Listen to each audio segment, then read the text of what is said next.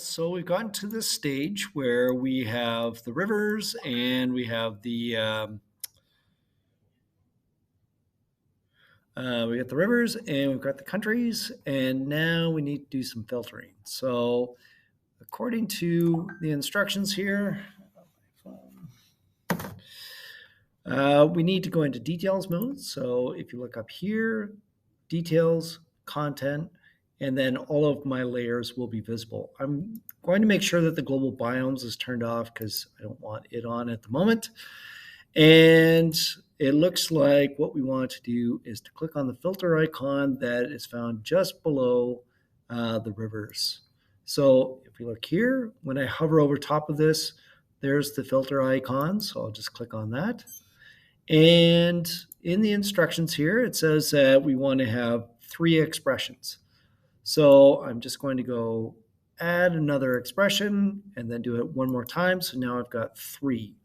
The key thing here is that right now it is going to only show us if a feature matches all of these descriptions. So would it have to be called the blue Nile, the white Nile, and some other type of Nile, which of course is not going to happen. Instead, what we want to do is have it so that it matches any of the following expressions. So if it's the blue Nile, sure, it will color it. Or if it's called the white Nile, it will identify it.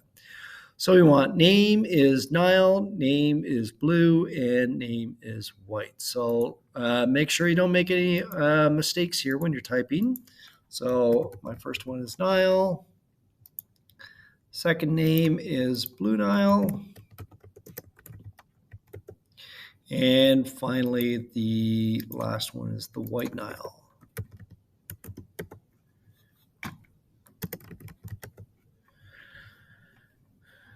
Apply filter. So when I click apply filter, you'll notice that a lot of the tributaries disappear, and we've just got the major parts of the Nile River that exist.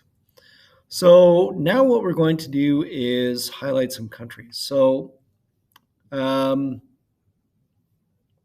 want to find the countries that come into contact with the Nile River. So if I click on any one of these countries, it's going to tell me the name. So Egypt. It also tells me the ISO 2-digit code. So to avoid spelling errors, you might want to use the code instead. So we've got Sudan and we've got South Sudan.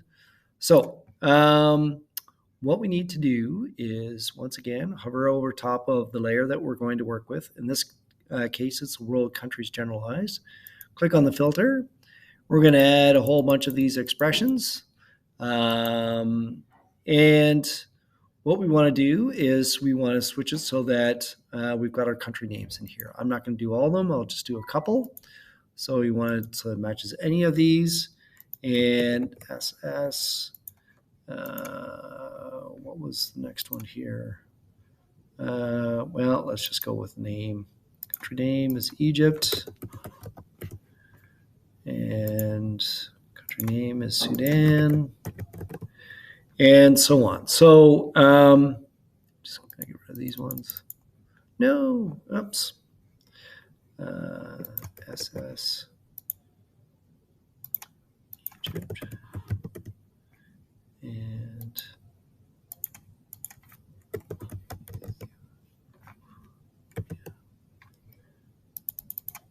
all right. And when I apply the filter, the countries that I identified will come up. Now, the key thing here is that we want to colorize them. So what we want to do is to go in and click on this little change style button.